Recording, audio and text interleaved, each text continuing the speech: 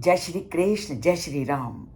ब्रह्मा जी वाल्मीकि के सामने और वाल्मीकि जी पूरी तरह से उस करुण दृश्य में डूबे हुए। और जैसे ही उनको करुण दृश्य में डूबा हुआ वाल्मीकि ने देख लिया तो वह उनके मन की स्थिति को पूरी तरह से समझ गए। और बहुत ज्ञानी व्यानी होने पर भी वाल्मीकि इस तरह से चिंता में डूबे हैं। तो वाल्मीकि मुनि की इस अज्ञानता को देख करके ब्रह्मा जी मुस्कुराने लगे और उनको इस तथ्य की ओर संकेत करते हुए वो क्या कहते हैं उसे हम आज के श्लोक में जानते हैं। श्लोक एव अस्तु अयम बद्धो ना अत्र कार्या विचारणीया मद छंदाद एव ते ब्राह्मण प्रवृत्ता यम सरस्वती।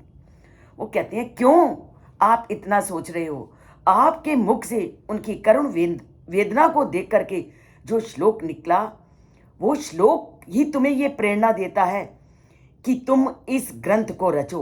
और वो जो श्लोक तुम्हारे मुख से निकला है मद छंदादेव, वो मेरी ही कृपा से निकला है।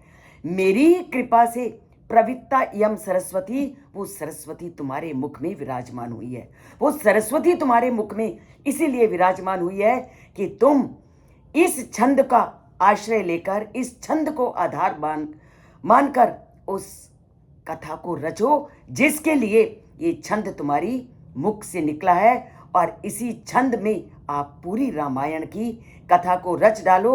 और इस छंद को प्रदान करने वाला भी मैं हूँ, और ये सरस्वती माँ जो तुम्हारी मुख पर निवास की है उन सब का कर्ता धर्ता मैं हूँ। तो वाल्मीकि मुनि को पुनः अपने कार्य के लिए सचेत करते हुए, उन्हें तैयार करते हुए ब्रह्मा जी उनको प्रेरित करते हैं कि उठो, ये शोक को ही तुमने एक काव्य का रूप प्रदान करना है और इस रामायण कथा को इस तरह लिखना है कि लोगों के जन जन तक इसकी जो कथा है वो लोगों की जिह्वा पर निवास करे और उसी तरह का आचरण अपने जीवन में करे और उसी तरह का समाज बने और एक सतयुग की स्थापना पुनः धरती पर हो।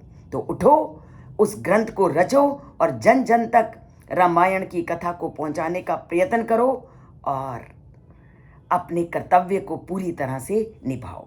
तो ये जो जितनी भी हमें ज्ञान की प्राप्ति होती है वो ज्ञान की प्राप्ति भी हमारे अपने कर्तव्य का पालन करने और उस परम पिता परमात्मा से जब हमारी रट लगती है तो परमात्मा किसी न किसी रूप में हमें कोई ना कोई एक ऐसा रास्ता दिखाते हैं कि हम उस कार्य को करें। तो परमात्मा सबको ऐसा ज्ञान प्रदान करें और सरस्वती का वरदान सबको प्राप्त हो। तो जुड़ते हैं इस चैनल से। जय श्री कृष्ण, जय श्री राम बोलते हैं, जन जन तक रामायण को पहुंचाते हैं।